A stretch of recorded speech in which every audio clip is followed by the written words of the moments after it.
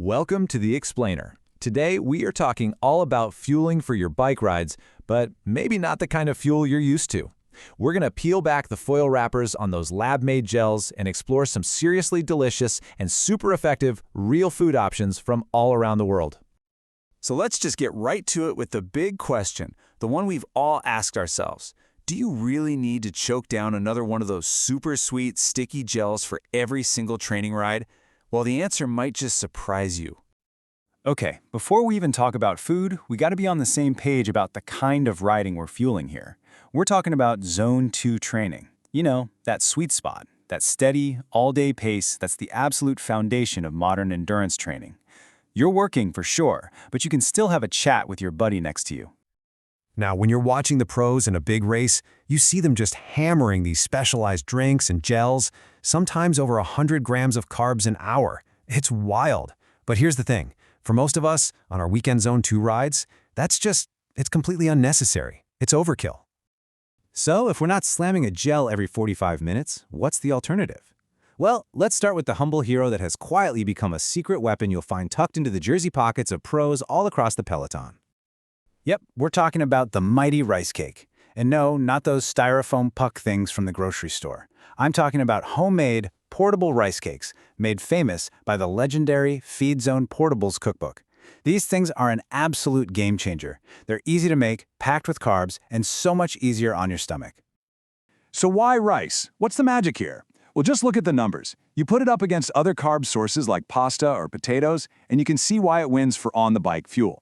It packs a huge carb punch, 45 grams here for jasmine rice. But the real key? Check out that fiber column, almost zero. And that, my friends, is exactly what you want when you're deep into a long ride. So to break it down, rice just works. You get a ton of energy that's super easy for your body to absorb. Since there's basically no fiber, you avoid all those stomach problems you can get from other foods. It even helps you stay hydrated because of its water content. And honestly, the best part? You can make them any way you want. Sweet, savory, bacon and eggs, go for it. Chocolate and strawberries? Absolutely. All right, let's take a little trip. Because this whole real food for cycling idea, it's not new. Not at all. For generations, European cyclists have been powering their rides with some amazing and absolutely delicious local favorites.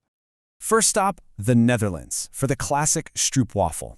If you've never had one, it's two really thin, crispy waffles with a layer of caramel syrup in the middle. It's the perfect pocket-sized hit of quick sugar and carbs. And it's so darn effective that pretty much every single sports nutrition company out there has made their own version of it. Now let's hop over the border to Belgium, the absolute heartland of tough, gritty cycling classics. Here, they have the Liège waffle, and you gotta forget everything you think you know about waffles. This is not for breakfast. It's this dense, chewy, calorie-packed powerhouse, and it's full of these little things called pearl sugar that caramelize into crunchy bits. It is built for long, hard days. And check this out. This is a perfect example of how traditional foods are basically nature's perfect energy bars.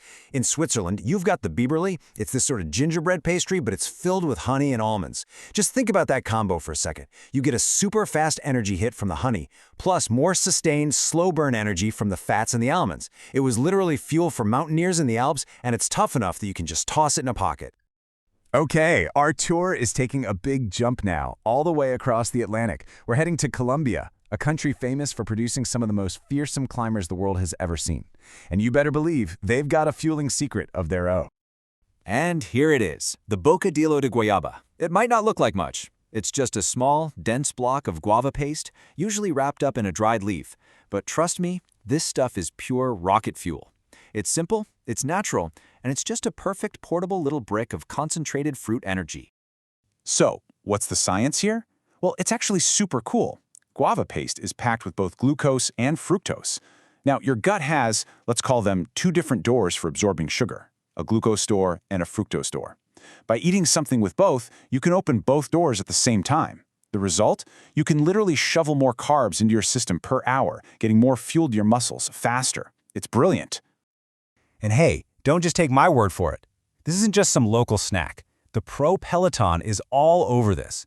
You've got riders like Simon Pellot out there probably hashtagging their posts with #bocadillo power. They know what's up. This stuff is legit.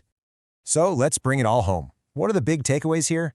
Well, for your Zone 2 rides, real food has some massive advantages. I mean, come on, it tastes better, right?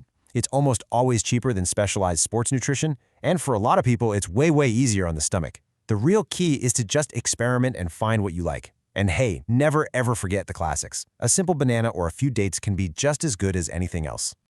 So next time you're getting ready for a long ride, maybe think beyond the gel wrapper. We've toured the world and seen that there are so many ways to make your rides more effective and honestly, a whole lot more enjoyable. Which really just leaves one last question. What's going to be in your jersey pocket?